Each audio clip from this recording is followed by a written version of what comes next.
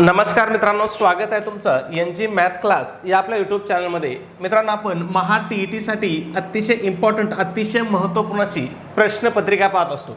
आता या प्रश्नपत्रिकेमध्ये आपण कोणते प्रश्न पाहत असतो तर आतापर्यंत आलेले PYQ म्हणजे आतापर्यंत परीक्षेमध्ये विचारलेले प्रश्न आपण या ठिकाणी पाहत असतो. तुम्हाला माहिती आहे TET परीक्षा कधीपासून चालू झाली? 2013 पासून चालू झाली. मग आपण 2013 पासून जे काही प्रश्न आहेत परीक्षेमध्ये आपल्याला विचारले ते प्रश्न आपण या ठिकाणी पाहत असतो. विषय कोणता आहे आपला? मराठी विषय आहे. आजचं आपलं प्रकरण कोणतं आहे? सर्वनाम, त्याचबरोबर विशेषण, म्हणजे दोन्ही प्रकरणं काय या ठिकाणी एकत्र केलेले आहेत. ठीक आहे. मग या ठिकाणी अजून काही शिक्षक बांधव म्हणतात की सर हे पेपर 1 साठी आहे की पेपर 2 साठी आहे. तर एक गोष्ट मित्रांनो तुम्हाला लक्षात घ्यायची, तुमचा पेपर 1 असो पेपर 2 असो त्याला 2 विषय पूर्णपणे कॉमन आहेत. पूर्णपणे म्हणजे जशाच्या तसे, 2 म्हणण्यापेक्षा 3 विषय काय आहेत जशाच्या तसे सारखे आहेत. मग त्यातला एक विषय आहे मराठी, दुसरा विषय आहे तुम्ही जी लँग्वेज ठेवता द्वितीय भाषा ती तुम्ही इंग्रजी ठेवली तर दोन्ही पेपरला सारखीच इंग्रजी आहे. आणि तिसरा विषय आहे मानसशास्त्र. ठीक आहे, मानसशास्त्र. हे 3 विषय असे आहेत की तुमचा पेपर 1 असो किंवा पेपर 2 असो दोन्ही ठिकाणी काय आहेत? सारखेच आहेत. ठीक आहे. मग या ठिकाणी बघा पहिला प्रश्न, तुला काय पाहिजे या वाक्यातील काय शब्द कोणत्या प्रकारचे सर्वनाम आहे? आता काय सांगितलं आपल्याला? तुला काय पाहिजे या वाक्यातील काय हा शब्द कोणत्या प्रकारचं सर्वनाम आहे असं आपल्याला विचारलं. ठीक आहे. प्रश्न कधी विचारला होता पहा? 2025च्या TET परीक्षेमध्ये. ठीक आहे. आता या ठिकाणी बघा प्रश्नाच्या शेवटी काय आहे? प्रश्नचिन्ह आहे. काय आहे प्रश्नाच्या शेवटी? प्रश्नचिन्ह आहे. आणि मग हे काय काय करतंय? ह्या प्रश्नचिन्हा संदर्भात माहिती सांगते आपल्याला. ठीक आहे. म्हणजे ह्या सर्वनामाचा उपयोग वाक्यामध्ये कशासाठी केला आहे? तर प्रश्न विचारण्यासाठी केलाय. कशासाठी केलाय? प्रश्न विचारण्यासाठी केलाय. म्हणून याला काय म्हणतात? प्रश्नार्थक सर्वनाम म्हणतात. ठीक आहे. मग बघा, ज्या सर्वनामाचा उपयोग वाक्यात प्रश्न विचारण्यासाठी केला जातो त्याला काय म्हणतात? प्रश्नार्थक सर्वनाम म्हणतात. उदाहरण काय आहेत बघा, लक्षात ठेवा. कोण, काय, कोणास, कोणी, केव्हा, कधी हे काय आहेत? प्रश्नार्थक सर्वनाम आहेत. ठीक आहे. आणि याच्यात एक महत्त्वाची गोष्ट घ्यायच्या, याच्या शेवटी प्रश्नचिन्ह असला पाहिजे. ठीक आहे. हे पण महत्त्वाचं आहे. म्हणजे या छोट्या छोट्या गोष्टी आहेत ज्या तुम्हाला लक्षात ठेवायच्या आहेत. ठीक आहे. त्याच्यानंतर बघा बाकीचे पर्याय आपल्याला इथं पुरुषवाचक पर्याय आहे. मग पुरुषवाचक सर्वनाम म्हणजे काय म्हणतो आपण? तर बोलणारा स्वतःचा, ज्याच्याशी बोलतो त्याचा किंवा ज्याच्याबद्दल बोलतो त्याचा उल्लेख करण्यासाठी जे सर्वनाम वापरतो त्याला काय म्हणतो आपण? पुरुषवाचक सर्वनाम म्हणतो. पुरुषवाचक सर्वनामाचे किती प्रकार पडतात? पुरुषवाचक सर्वनामाचे 3 प्रकार पडतात. कोणकोणते? प्रथम पुरुषवाचक, द्वितीय पुरुषवाचक आणि तृतीय पुरुषवाचक. मग यामध्ये प्रथम पुरुषवाचक कोण असतंय? तर प्रथम पुरुषवाचक मी किंवा आम्ही. मी, आम्ही हे काय आहेत? प्रथम पुरुषवाचक आहेत. द्वितीय पुरुषवाचक कोण आहेत? तू, तुम्ही. आणि तृतीय पुरुषवाचक कोण आहेत? तो, ती, ते. ठीक आहे. म्हणजे सोपं आहे हे, लक्षात ठेवायला एवढं काही विशेष नाही, एवढं काही अवघड नाही, फक्त तुम्ही हे समजून घेत चला. ठीक आहे. अजून बघा बाकीचे आपल्याला ऑप्शन आहेत. अनिश्चित सर्वनाम. मग अनिश्चित सर्वनाम, आता या ठिकाणी एक गोष्ट लक्षात ठेवा, अनिश्चित सर्वनामालाच काय म्हटलं जातं? सामान्य सर्वनाम सुद्धा म्हटलं जातं. मग जेव्हा कोण, काय ही सर्वनामे वाक्यात प्रश्न विचारण्यासाठी न येता ती कोणत्या तरी नामाबद्दल आली आहेत हे निश्चितपणे सांगता येत नाही तेव्हा त्यांना अनिश्चित सर्वनाम म्हणतात. ठीक आहे. आता बघा अनिश्चित सर्वनाम आणि प्रश्नार्थक सर्वनाम काय आहे? सारखंच आहे. बघा काय आहेत? कोण, काय आहेत. मग हे आपण ओळखायचं कसं बाबा की हे अनिश्चित सर्वनाम आहे की प्रश्नार्थक सर्वनाम आहे? तर हे सर्वनाम जर वाक्यात प्रश्न विचारण्यासाठी आले नसतील, कोण आणि काय ही सर्वनाम वाक्यामध्ये प्रश्न विचारण्यासाठी आले नसतील आणि हे निश्चितपणे कोणत्या नामाबद्दल आलेत हे सुद्धा आपल्याला सांगता येत नसेल तर त्याला आपण काय म्हणतो? अनिश्चित सर्वनाम म्हणतो. म्हणजे आपल्याला हे निश्चितपणे सांगता येत नाही की बाबा हे कोणत्या नामाबद्दल आलेलं आहे. ठीक आहे.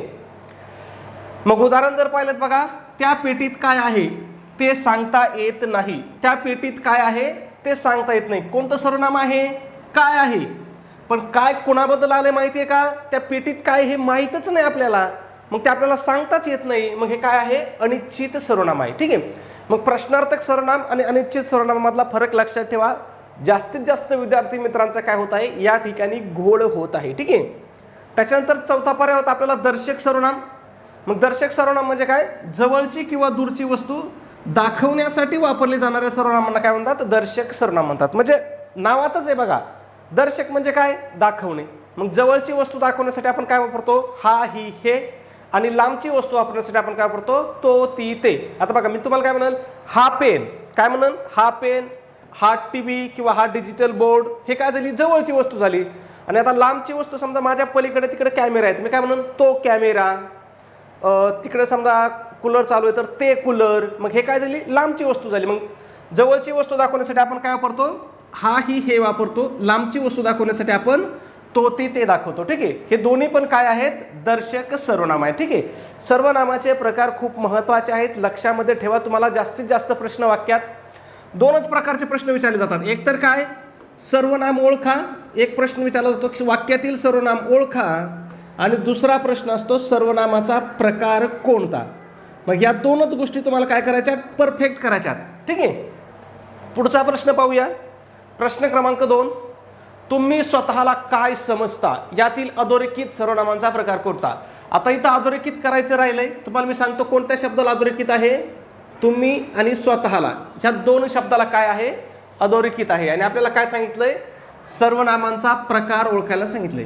मग मी तुम्हाला काय सांगितलं, ह्या आपल्या टॉपिकवरती आपल्याला दोनच प्रकारे प्रश्न विचारले जातात. एक तर काय सर्वनामाचा प्रकार सांगा किंवा खालील वाक्यामधील सर्वनाम ओळखा, एवढे दोन प्रश्न विचारले जातात. ठीक आहे, मग या ठिकाणी बघा तुम्ही आणि स्वतःला दोन सर्वनाम आहेत.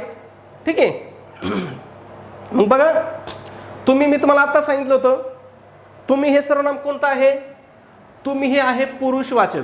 कोणतं पुरुषवाचक आहे तर हे तृतीय पुरुषवाचक आहे. ठीक आहे, दुसरीकडे कुठं आपल्याला पहिलं पुरुषवाचक ऑप्शन आहे का, नाही, इथंच ऑप्शन आहे, हेच आपलं उत्तर आहे.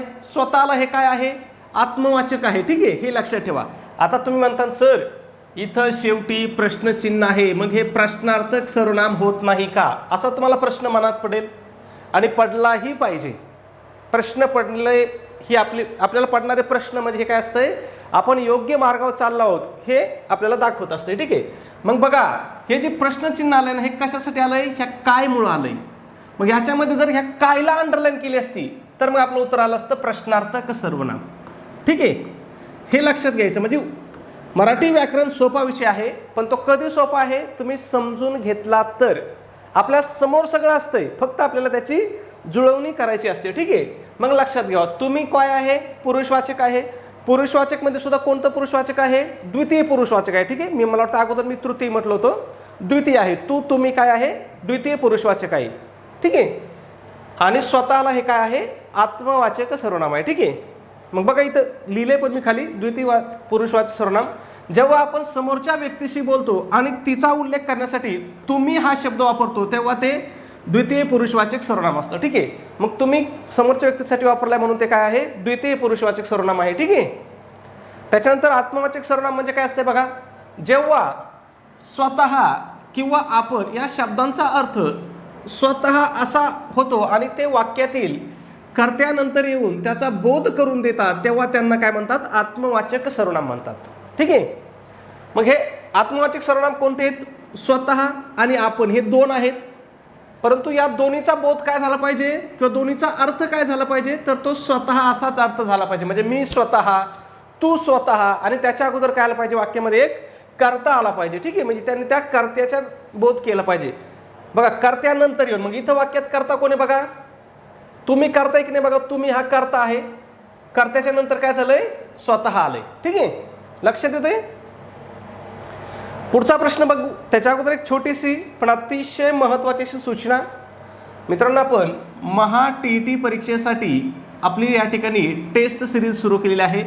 आपल्या टेस्ट सिरीजचं वैशिष्ट्य की ही तुमच्या TETच्या संपूर्ण अभ्यासक्रमावर आधारित अशी आपली ही टेस्ट सिरीज असणार आहे. मग यामध्ये तुम्हाला काय भेटेल बघा, तर तुम्हाला 10 टेस्ट पेपर भेटतील.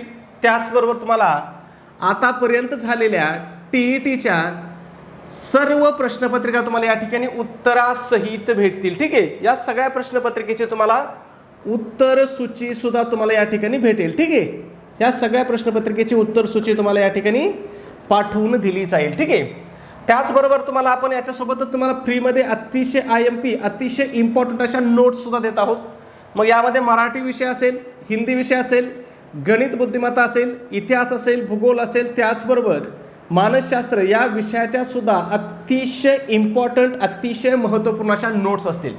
त्याचबरोबर तुम्हाला माहिती आहे TET परीक्षेमध्ये इयत्ता 4थी ते 8वीचे जे काही शालेय पुस्तक आहेत, म्हणजे इयत्ता 4थी असेल, इयत्ता 5वी असेल, इयत्ता 6वी असेल, इयत्ता 7वी असेल, इयत्ता 8वी असेल, या इयत्तावर या 5 इयत्तामधील तुम्हाला भरपूर सारे प्रश्न विचारले जातात. मग त्याच्यासुद्धा तुम्हाला आपण अतिशय इम्पॉर्टंट अशा नोट्स देत आहोत. मग त्यामध्ये इतिहास असेल, तुमचा भूगोल असेल, राज्यशास्त्र असेल, विज्ञान असेल, हे सगळे विषय इयत्ता 4थी ते 8वी पर्यंतच्या याच्यासुद्धा तुम्हाला अतिशय इम्पॉर्टंट अशा नोट्स दिल्या जातील. ठीक आहे. मग ह्या सगळ्या मटेरियलची किंमत किती मित्रांनो, तर फक्त 200 रुपये किंमत आहे. परंतु त्यामध्ये सुद्धा विद्यार्थ्याच्या मागणीस्तव आपली आज सुद्धा आपली ऑफर चालू आहे. मग तुम्ही जर ऑफरनुसार ही टेस्ट सिरीज घेतली तर ही तुम्हाला फक्त आणि फक्त 139 रुपयाला तुम्हाला ही टेस्ट सिरीज पडेल. ठीक आहे.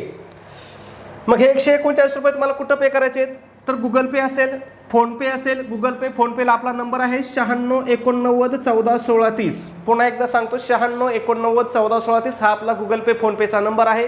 तुम्ही या नंबरवरती 139 रुपये पाठवू शकता. किंवा जर नंबरवरती पैसे पाठवण्यास काही अडचण येत असेल किंवा तांत्रिक कारण असेल, बँकेचा इश्यू असेल, तर तुम्ही मला व्हॉट्सॲपला जर मेसेज केला की सर आम्हाला स्कॅनर पाठवा, तर तुम्हाला त्या ठिकाणी स्कॅनरसुद्धा पाठवून दिलं जाईल. स्कॅनरवरती पैसे पे होतात, सुरक्षित होतात, जलद होतात आणि चुकून दुसऱ्याच व्यक्तीला पैसे जाण्याचा सुद्धा आपला त्या ठिकाणी धोका राहत नाही. ठीक आहे. मग तुम्ही पैसे 139 रुपये पाठवल्यानंतर तुम्हाला काय करायचं आहे, तुम्ही जे पैसे पाठवले त्याचा एक स्क्रीनशॉट काढायचा आणि तो स्क्रीनशॉट काय करायचा आहे, मला व्हॉट्सॲपला टाकून द्यायचा आहे. व्हॉट्सॲपला आपला कोणता नंबर आहे, तर 96 89 14 16 30 हाच आपला व्हॉट्सॲप नंबर आहे. व्हॉट्सॲपला तुमचा स्क्रीनशॉट मिळाल्याबरोबर 5 मिनिटाच्या आतमध्ये तुम्हाला संपूर्ण स्टडी मटेरियल या ठिकाणी व्हॉट्सॲपवरतीच PDF फाईलच्या स्वरूपामध्ये त्या ठिकाणी पाठवून दिलं जाईल. तुम्ही फक्त परीक्षेला जाता जाता आपल्या एवढ्याच मटेरियलचा जरी तुम्ही अभ्यास केला तरी तुम्ही परीक्षेमध्ये 100 पेक्षा जास्त मार्क या ठिकाणी काय सहज घेऊ शकता. म्हणजे पहिल्या प्रयत्नामध्येच तुम्ही 100% परीक्षा, ते पण चांगल्या मार्काने काय होऊ शकता, पास होऊ शकता. ठीक आहे. पुढच्या प्रश्नाकडे जाऊ. आपला प्रश्न क्रमांक 3 आहे, पिशवीत काय आहे हे कुणालाच माहीत नाही. पिशवीत काय आहे हे कुणालाच माहीत नाही. अधोरेखित सर्वनामाचा प्रकार ओळखा. मग तुम्हाला मी आत्ताच सांगितलं, काय पिशवी ते कुणाला माहिती आहे का, माहीत नाही. म्हणजे सांगता येणार आहे का आपल्याला, सांगता येत नाही.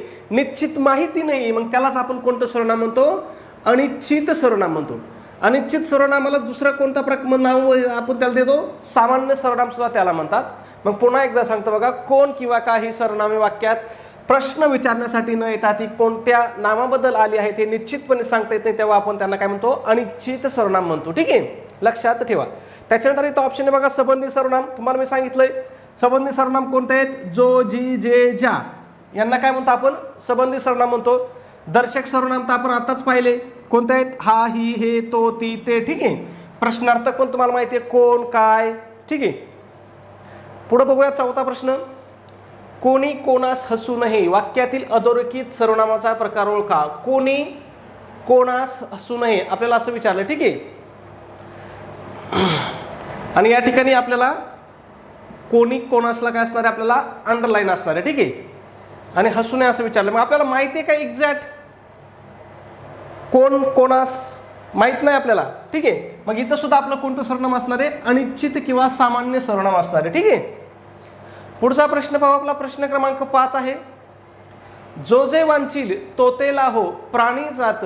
अधोरेखित शब्दाचा प्रकार ओळखा.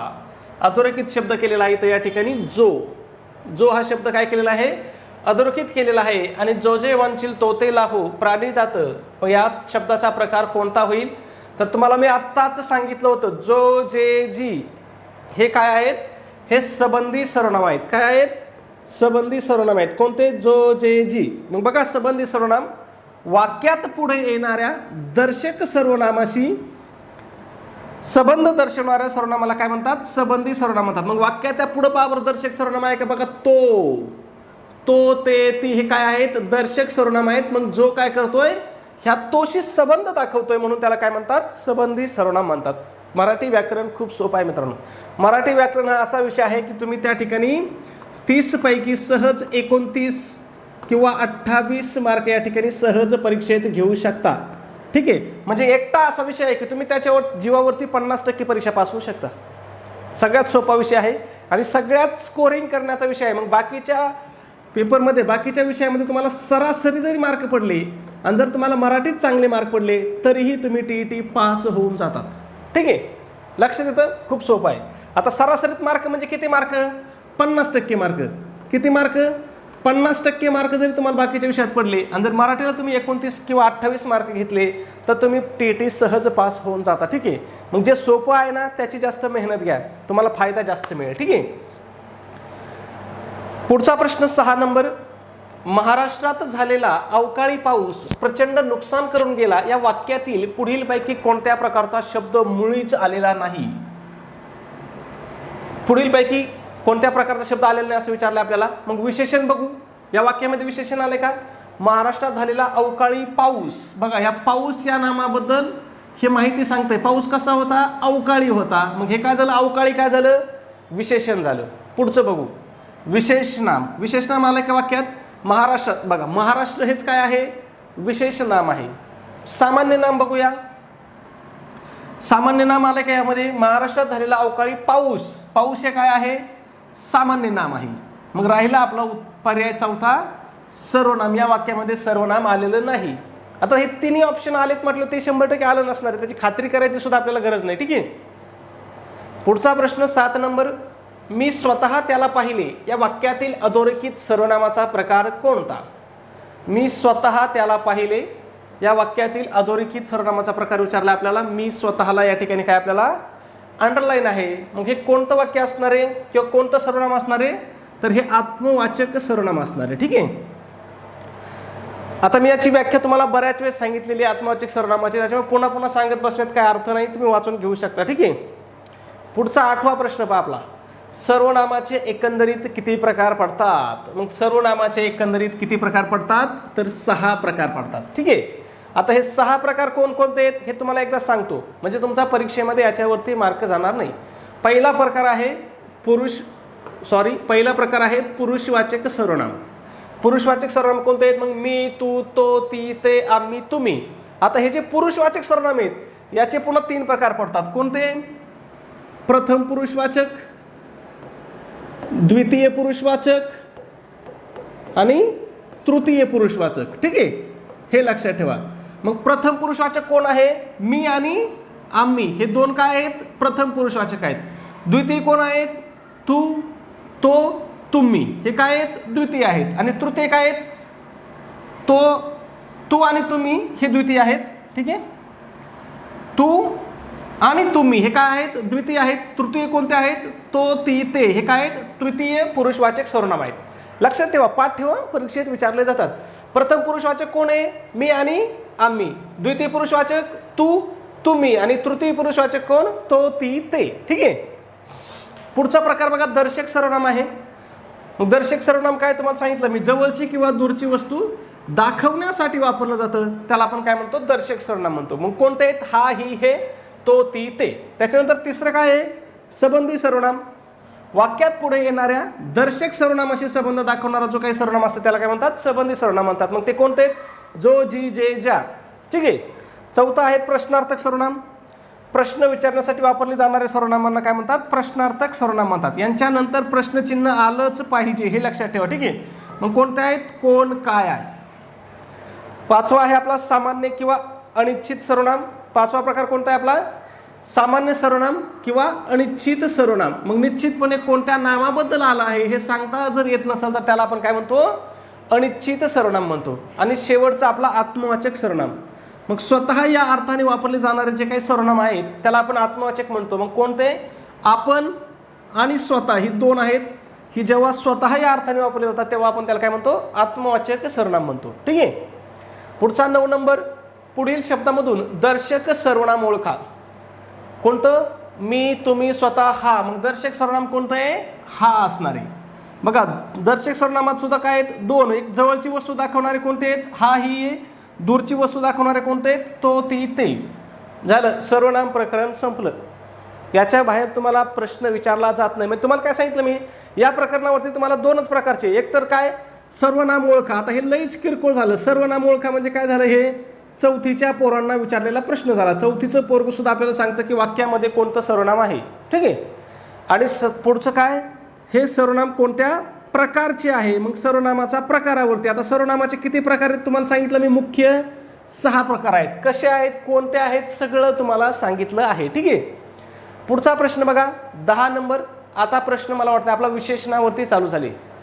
शब्दाची तिसरी जात कोणती आहे? विशेषण आहे. मग बघा, मामाने भाचीस बोलकी बाहुली आणली या वाक्यातील विशेषणाचा प्रकार कोणता? मग आता या वाक्यामध्ये आधी विशेषण कोणता आहे हे आपल्याला ओळखावं लागेल. मामाने भाचीस बोलकी बाहुली आणली. काय? बाहुली या नामाबद्दल बोलकी हा शब्द काय करतोय? विशेष माहिती सांगतोय. मग बोलकी हे काय आहे? विशेषण आहे. मग बोलकी हे कोणतं विशेषण आहे? बघा आता, बोलकी बोलणारा किंवा बोल हा काही धातू आहे. बोलणे हे काय? एक क्रियापद आहे. बघा काय, बोलणे काय आहे? क्रियापद आहे. पण ते वाक्यात इथं बघा, बोलकी हा शब्द क्रियापद म्हणून आलाय का? नाही, तो काय विशेषण म्हणून आलाय. मग तो बोल हा जो मूळ धातू आहे, या मूळ धातूपासून तयार झालाय म्हटलं, याला काय म्हणतात आपण? धातू साधित विशेषण म्हणतो. ठीक आहे. मग बघा, तुम्हाला धातू साधित विशेषणाची एकदा व्याख्या सांगतो. धातूला म्हणजेच क्रियेच्या मूळ रूपाला आपण काय म्हणतो? धातू म्हणतो. क्रियेच्या मूळ रूपाला धातू म्हणतो. म्हणजे बघा, आता इथं क्रिया कोणती आहे? बोलणे ही क्रिया आहे, बरोबर. आणि या बोलण्याचं मूळ रूप काय आहे? बोल हे आहे. काय आहे? बोल. मग यामध्ये बोल हा काय आहे? धातू आहे. हे लक्षात ठेवा. परीक्षेत प्रश्न याच्यावरती सुद्धा विचारला जातो. मग बोल हा काय आहे? धातू आहे. मग बघा, धातूला प्रत्यय लागून जेव्हा तो शब्द विशेषणाचं कार्य करतो तेव्हा त्याला काय म्हणतात? धातू साधित विशेषण म्हणतात. म्हणजे मूळचा धातू असणारा शब्द, मूळचा क्रियापद असणारा शब्द जेव्हा वाक्यामध्ये विशेषणाचं काम करतो तेव्हा त्याला आपण काय म्हणतो? धातू साधित विशेषण म्हणतो. ठीक आहे. पुढचा प्रश्न 11 नंबर. पुढीलपैकी धातू साधित विशेषण कोणते? मग या ठिकाणी बघा, फळ भाजी, वाहती नदी, थोडी पुस्तके, कोणता गाव. मग तुम्हाला काय सांगितलं मी? धातू साधित म्हणजे काय? मूळचा क्रियापद असणारा शब्द आपल्याला शोधायचा आहे. फळ हे क्रियापद आहे का? फळ नाम आहे. वाहती हे क्रियापद आहे का? बरोबर आहे ना. आमच्या गावातून एक नदी वाहते, म्हणजे वाहने हे काय आहे? क्रियापद आहे. याच्यामध्ये धातू कोणता आहे? वाह हा धातू आहे.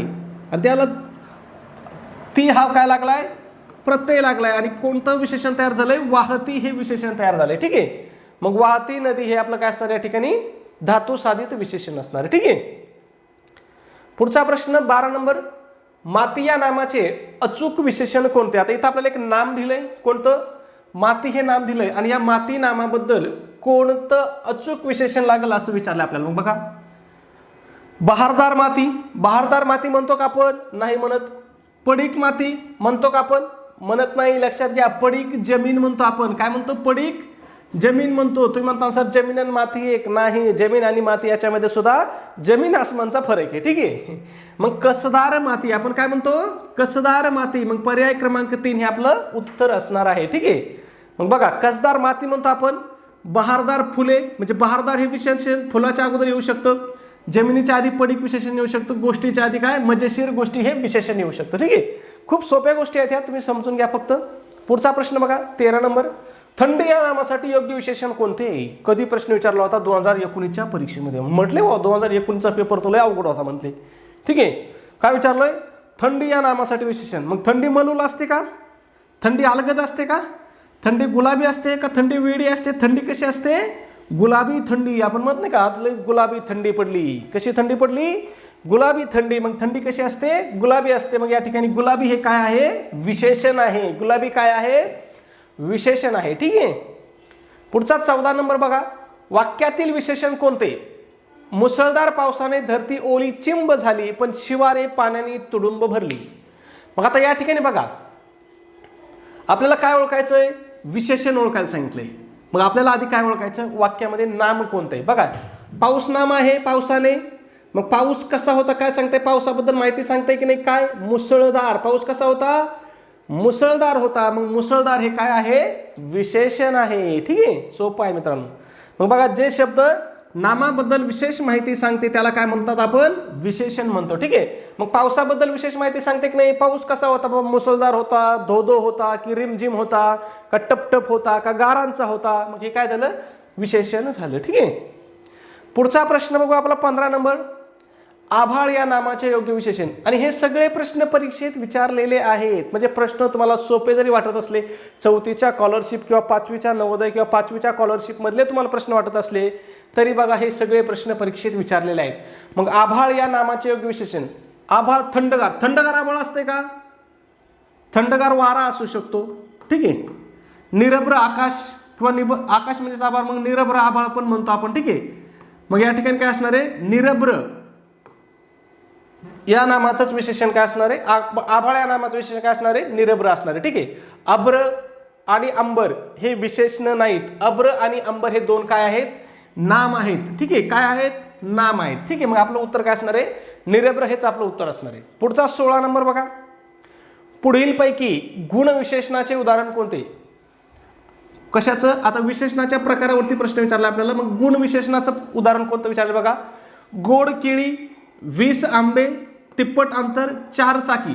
आता याच्यामध्ये विशेषण कोणतं हे बघा बरं आधी तुम्ही. हे जे शब्द आहेत यांच्यामध्ये विशेषण कोणतं आहे बघा. याच्यामध्ये कोणतं विशेषण आहे, गोड विशेषण आहे. याच्यामध्ये कोणतं विशेषण आहे, तिप्पट आहे. याच्यामध्ये कोणतं विशेषण आहे, 20 आहे. आणि याच्यामध्ये कोणतं विशेषण आहे, 4 आहे. आणि मग हे केळी, अंतर, आंबे, चाकी हे काय आहेत, नाम आहेत. काय ते नाम आहेत. म्हणजे नामाबद्दल विशेष माहिती सांगणाऱ्या शब्दाला आपण काय म्हणतो, विशेषण म्हणतो, हे लक्षात घ्या. मग हे विशेषण कधी येतं, 90% विशेषण काय होतं, नामाच्या अगोदर येतं.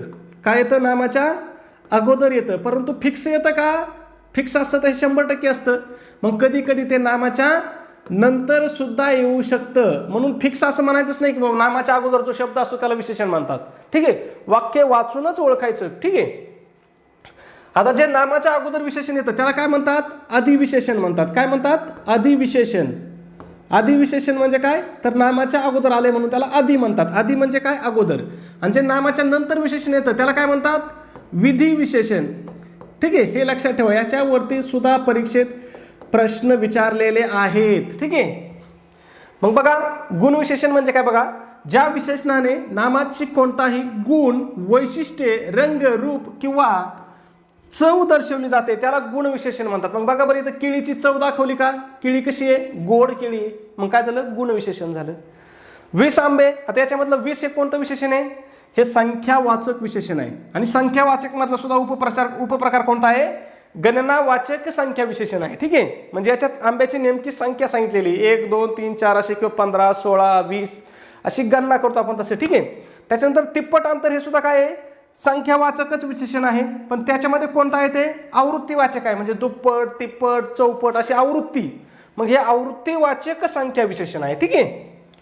त्याच्यानंतर बघा पुढचा पर्याय आपल्याला होता 4 चाकी. 4 चाकी हे काय आहे, संख्यावाचकच आहे, ठीक आहे. पुढचा प्रश्न पाहूया 17 नंबर. सामान्यतः स्त्रियांना दागदागिने व भारी कपड्यांची भारीच आवड असते. यातील भारी हा शब्दाच्या कोणत्या जातीमध्ये येतो? मग भारी इथं शब्द आहे. भारी काय आहे, कपडे. म्हणजे की कपड्याबद्दल जास्त माहिती सांगितली की नाही, कपड्यांची माहिती सांगितली. कपडा काय आहे, नाम आहे. मग नामाबद्दल विशेष माहिती सांगणाऱ्या शब्दाला आपण काय म्हणतो, विशेषण म्हणतो, ठीक आहे. पुढचा प्रश्न बघा 18 नंबर. धातू साधित विशेषण ओळखा. आता काय, धातू साधित विशेषण. आता धातू साधित म्हणजे काय, तर ते धातूपासून तयार झालेलं असतंय, ठीक आहे. त्याला काय म्हणतो आपण, धातू साधित. मग नासका, बरोबर आहे. नास हा धातू आहे. नासणे ही काय आहे बघा, नासणे क्रिया आहे. मग याच्यात धातू कोणता आहे, नास हा धातू आहे. आणि त्याच्यापासून नासका हे विशेषण तयार झाले म्हटलं पहिलंच ऑप्शन आपलं काय असणार आहे, धातू साधित विशेषण कोणतं या ठिकाणी, नासका हे धातू साधित विशेषण असणार आहे, ठीक आहे. पुढचा प्रश्न बघा 19 नंबर. आणि हे सगळे प्रश्न परीक्षेत विचारलेले आहेत मित्रांनो. पुढीलपैकी गुणविशेषणाचे उदाहरण कोणते? सर्व मुली, खूप लोक, काळा कुत्रा, दोन्ही भाऊ. मग या ठिकाणी काळा कुत्रा हे काय आहे, विशेषण आहे. सर्व मुली, खूप लोक हे कोणते आहेत, अनिश्चित संख्या विशेषण आहेत, ठीक आहे. त्याच्यानंतर दोन्ही भाऊ हे काय आहे, साकल्यवाचक संख्या विशेषण आहे. म्हणजे तेवढ्यापैकी तेवढे, 5 पांडव, दोन्ही भाऊ यांना काय म्हणतो आपण, साकल्यवाचक संख्या विशेषण म्हणतो, ठीक आहे. पुढचा आणि आपला शेवटचा प्रश्न. पुढील शब्दामधून विशेषण नसलेला शब्द ओळखायचा आहे. दुखरा, किरकिर, आवाका आणि आजारी. मग यापैकी कोणता शब्द विशेषण नाही, याचं उत्तर तुम्हाला कमेंटमध्ये सांगायचं आहे. सबस्क्राईब केलं नसेल सबस्क्राईब करा. व्हिडिओ आवडला असेल तर प्लीज एक लाईक करा. आणि आपला व्हिडिओ तुम्हाला कसा वाटतो हे सुद्धा कमेंटमध्ये नक्की सांगत चला. धन्यवाद मित्रांनो.